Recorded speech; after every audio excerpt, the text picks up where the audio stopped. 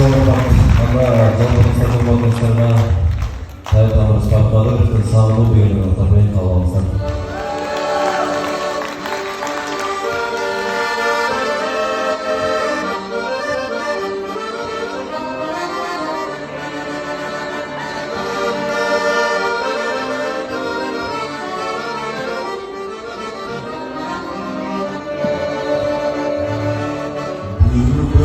Asman şartlarında şadolar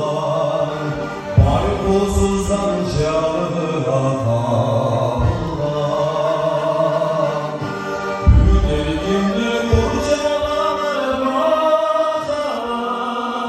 Yalnız senin izin canım var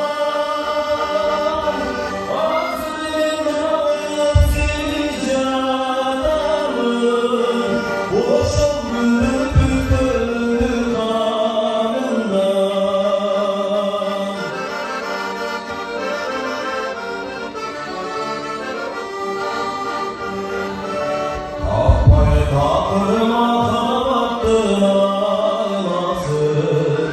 Sağındım o çok ay başın Murumdular güldüm canım ağzına Buldu kuşlar dizimden sayrasın Armuvakta çok şirin parçadan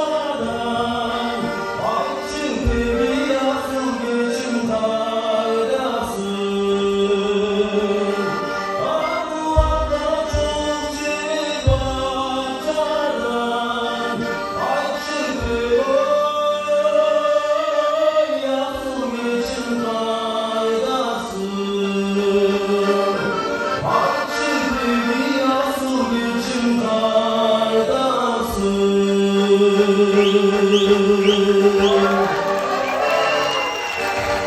Nasib berkati kota Pertokolan. Baginda Sonata